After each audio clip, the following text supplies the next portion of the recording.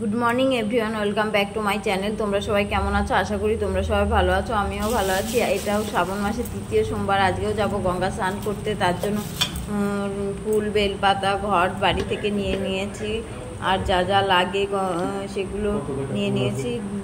11টার দিকে ছিল, দেখো রোদ ছিল প্রচুর, তাই মেয়ে টুপি পরে নিল আর আমি গামছা দিয়ে মাথা ঢেকে নিয়েছি। আর দুধটা নেওয়া হয়েছিল না, ভাবলাম বাজারে কোথাও যদি দুধ পাওয়া যায় সেখান থেকে নিয়ে নেব। এতটাই ভাগ্য ভালো যে যিনি দুধ দেয় বাড়িতে বাড়িতে বোতলে করে, ওনার সাথে দেখা হয়ে গেল, ঠিক দুধ সেই মুহূর্তে নিয়ে নিলাম। এখানে দেখো রাস্তার জ্যামের মধ্যে, যেহেতু এখানে চাষ চলছে, পাট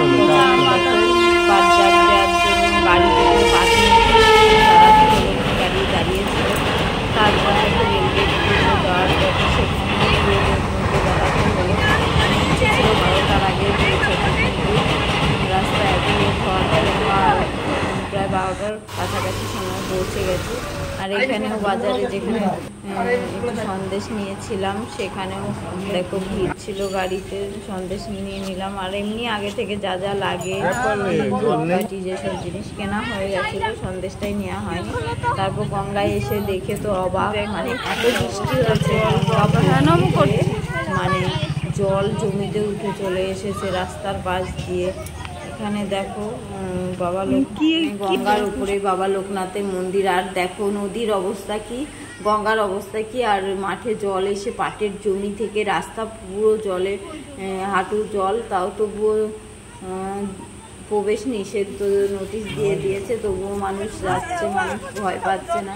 এখন আমরাও গেছি এত দূর থেকে, আমাদেরও এখন যেতে চাইলো না, কিন্তু গেছি যেহেতু সবাই গেছে, আমরাও গেলাম। দেখো হাঁটু জল, তার মধ্যে দিয়েই মানুষ বাচ্চা নিয়ে যাচ্ছে। যেহেতু মন্দিরটা একটু মানে মন্দিরের পাশ দিয়েও জল উঠেছে, শুধু মন্দিরের।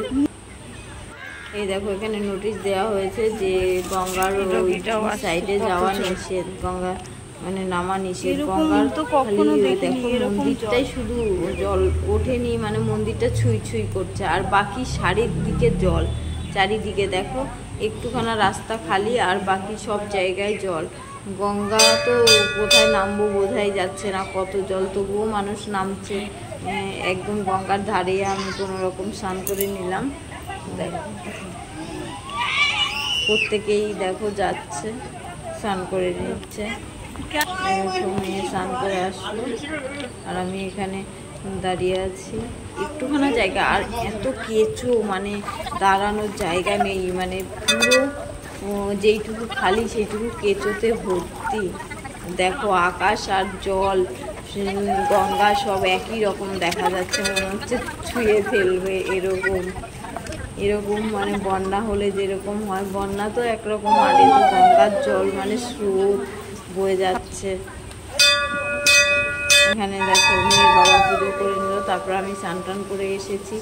ভিড় ছিল যেহেতু, লাইন ছিল, মন্দিরের উপরে ওঠা যাচ্ছিল না, তবুও ভাবলাম লেট হবে, সবাই সাইড দিয়েও করছে অনেকে, তাই আমি সাইড দিয়ে দেখো পুজো করে নিচ্ছি।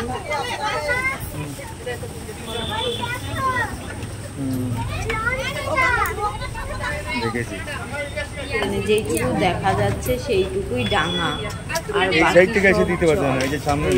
এই ভিডিওতে এই যে মন্দিরটার একটু সাইড পর্যন্ত ডাঙা, আর বাকি চারিদিকে জল। পেছনটা তো পুরো গঙ্গার সাথে একদম জল ভর্তি, মানে একটু পা দেওয়ার জায়গা আছে মন্দিরে, সেইটুকুই খালি, আর বাকি সব জল। ওই দেখো সাইডে ঘাসের সাইড দিয়ে পুরো জল গঙ্গা।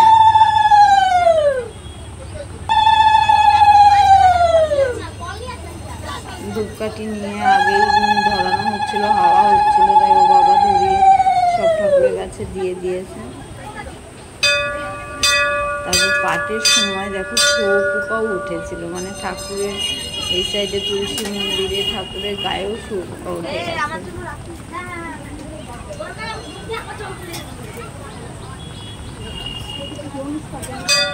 দুটো ঘর বাড়ির, মানে ওর বাবার একটা ছেলে ছিল, আর আমার সন্দেশটা আমাকে দাও নাই, ফুল টুল আমি তো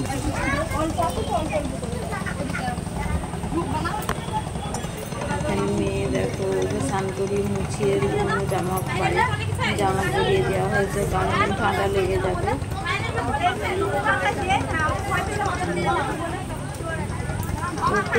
উপরে উঠে দিচ্ছিলাম, মানে ভয় পাচ্ছিল।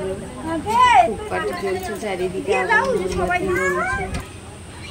তারপর দেখো গঙ্গা থেকে উঠেই তার সাইডে প্রসাদ দিচ্ছিল। যেহেতু আমি বাড়ি এসে ঘরে পুজো করব, তাই আমি আর খাইনি। ওর বাবা আরও খেলো, মানে ওর মেয়েটাই খেলো, আর আমার জন্য আর ওর বাবারটা যেটা ছিল সেটা বাড়িতে নিয়ে এসেছি, যেহেতু ওখানে আমি বাড়ি এসে খাবো, তারপর হচ্ছে পুজো করব, তারপর খাবো, তাই আমি আর প্রসাদ খাইনি। দেখো বাড়িতে প্রসাদ নিয়েছি, এত সুন্দর হয়েছিল প্রসাদটা, মানে তার